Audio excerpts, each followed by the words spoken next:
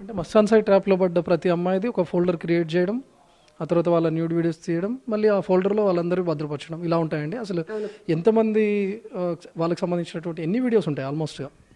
ఒక్కొక్క అమ్మాయివి ఒక 300 screen recordings ఉన్నాయి, 300 ల్యాప్టాప్ ఫ్రంట్ కెమెరా ఉంటాయి, బెడ్రూమ్లో ఒక కెమెరా పెట్టుకుంటాడు, ఆడియోస్ సపరేట్గా రికార్డ్ చేస్తాడు, ప్రతి దగ్గర ఒక్కొక్క ఏమంటారు డివైస్ ఉంటుంది, అండ్ ప్రతి అమ్మాయికి ఒక పేరు ఉంటుంది, మల్టిపుల్ అండి. అవన్నీ చూసినప్పుడు నార్మల్గా మెమరీ కోసం పెట్టుకున్న మనిషిలాగా అనిపించలేదు నాకు. ఏంటి అని చూస్తే రెడ్ ప్లే యాప్లో పెడుతున్నాడు. ఆ రెడ్ ప్లే ఏంటి, ఇప్పుడు కస్టడీలో కూడా రెడ్ ప్లే గురించి బయటకు వస్తే బాగుండు అని నేను అనుకుంటున్నాను. మీరు చెప్పినట్లుగా మస్తాన్ సాయి వల్ల మీ జీవితం కోల్పోయారు.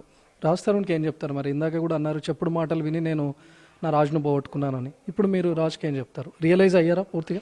అంటే కంప్లైంట్ అయితే పెట్టేదాన్ని కాదండి. నేను మాట్లాడడానికి వెళ్ళాను. ఆ డిఐ దగ్గరికి తీసుకెళ్ళిందే, డిఐ ఆఫీసర్ దగ్గరికి తీసుకెళ్ళిందే నన్ను ఒక ఉమెన్ రిపోర్టర్.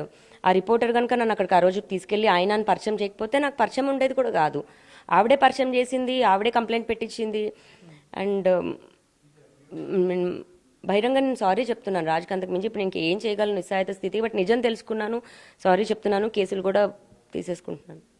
సో ఈరోజు రాజును బాగా మిస్ అవుతున్నారు. అసలు మీ రాజు మీకు కావాలా? రాజు వస్తాడా? అయ్యో, నేను రాజుని ఎప్పుడు మిస్ అవుతానండి. కావాలంటే ఎప్పుడు నా రాజే, ఇంకా వేరే ఇంట్లో ఉన్నాడేమో, ఇంకా అంతే అనుకోవాలి.